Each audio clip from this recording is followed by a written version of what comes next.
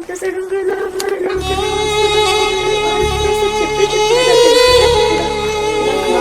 వచ్చేస్తాను అనుకుని వెళ్ళారని ఇక వెళ్ళే ముందే సడన్ గా అటు సైడ్ నుంచి బైక్ వచ్చి దిగ్గేసిందంట.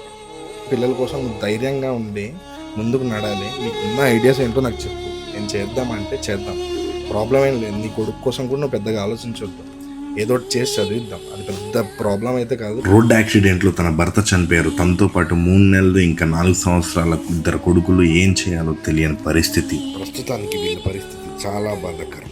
చెల్లి, ఈ సామాన్లు సరుకులు హైదరాబాద్లో నా ఫ్రెండ్ ఒక ఆవిడ ఉంది, ఐశ్వర్య అని, తను ఇచ్చింది.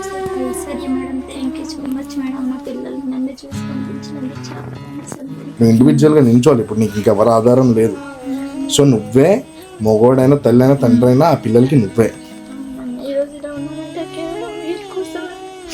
మా ఆయన గారిని తెచ్చిచ్చేసేవాడు, ఏంటి చెప్పేవాడు కాదు. నేను అడిగినా నేను తెస్తున్నాను కదా పిల్లలకి సరిగా చూసుకోవాలి. వీళ్ళ బాధను మనం అస్సలు తీర్చలేం, కానీ గట్టిగా బుర్ర పెడితే వీళ్ళకు ఒక మంచి మార్గం చూపించవచ్చు. అలా కొంచెం మనోధైర్యం ఇచ్చి ముఖంలో కొంచెం చిరునవ్వు వచ్చేటట్లు చేసి అక్కడి నుంచి నేను వెళ్ళిపోయాను.